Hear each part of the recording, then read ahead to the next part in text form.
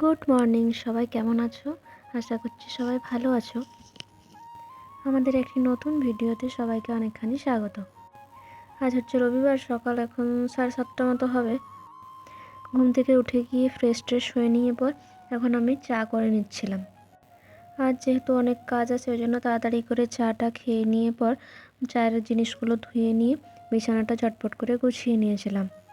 আর তারপর কাচাকুচি যেগুলো ছিল সব করে নিয়ে পর ঝাড় দিয়ে দিচ্ছিলাম ঘরটা।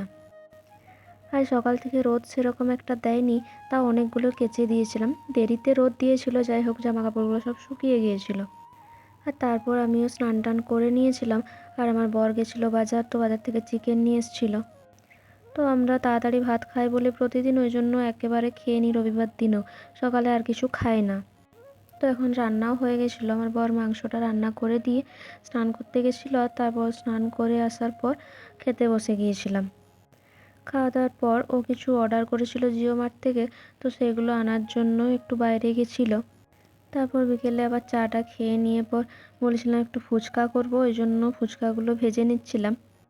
আর ওইদিকে আমি আগেই আলুটা সেদ্ধ করে রেখেছিলাম, আর এখনও ফুচকাগুলো ভাজছিল, আর আমি এক একটা করে ফুচকা দিয়ে দিচ্ছিলাম পাঁপড়গুলো।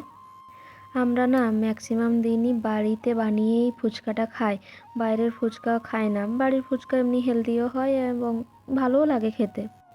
আগে আমরা প্রায় দিনই ফুচকা বানাতাম, এখন আর অত সময় হয় না বানানোর, ওই জন্য আর খাওয়াও হয়নি। তাই হঠাৎ করে আজকে মনে হলো যে ফুচকা বানাই। ফুচকার পাঁপড়গুলো অনেক দিন ধরেই ছিল বাড়িতে, ওই জন্যই আর কি বানিয়ে নিলাম। দেখতে দেখতে এক কড়াই আমাদের ফুচকা ভাজাও হয়ে গিয়েছিল। আর ওইদিকে আলুটা মাখার জন্য আমি আলুটা সেদ্ধ আগেই তো করে নিয়েছিলাম। তো আমার বরই ফুচকার আলুটা মাখে, খুব সুন্দর আলুটা মাখে, ওই জন্য ওকেই বলেছিলাম। এদিকে আমি আলুটা প্রেসার কুকার থেকে বের করে একটু ম্যাশড করে দিচ্ছিলাম, প্রচুর গরম ছিল ওই জন্য। তারপর ও হচ্ছে পেঁয়াজ টেয়াজগুলো কেটে নিচ্ছিল, পেঁয়াজ কাঁচা লঙ্কা এগুলো সব কেটে নিয়ে পর আলুটা মেখে নিয়েছিল। আর খেতে পুরো দোকানের মতোই লাগে, আমরা বাড়িতে বানাই কিন্তু একদম দোকানের মতোই স্বাদ লাগে। এখানে আমার পেঁয়াজ কাঁচা লঙ্কা সব কাটা হয়ে গিয়েছিল। আর এদিকে আমি তেঁতুলটা একটু ভিজিয়ে রেখেছিলাম, তো সেটা একটু গুলে নিচ্ছিলাম জলে। আর তারপর এখানে মটর ভেজানো ছিল, তো সেটাও একটু দিয়ে দিলাম। আর তার সাথে একটু চানাচুর দিয়েছিলাম, ব্যাস এইটা দিয়েই আমরা ফুচকার আলুটা মাখি। তো আমরা যখনই ফুচকা বানাই তো এতগুলো করেই বাড়িতে বানাই আর কি। বাড়ির ফুচকা অনেকটা বেশি খাওয়াও যায়, আমি বাইরে দোকানে তো খেতেও পারি না, কিন্তু বাড়িতে বানালে আমি অনেকগুলোই খাই। এখন খেতে বসে পড়েছিলাম।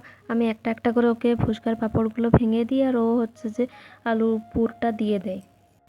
সসটাও পাশে রেখেছিলাম যদি সস দিয়ে খায় ওই জন্য, কিন্তু সস দিয়ে খেতে অতটাও ভালো লাগে না, তেঁতুল জলটা দিয়েই খেতে বেশি ভালো লাগে। আজকের এই ছোট্ট ভিডিওটা এখানেই শেষ করছি।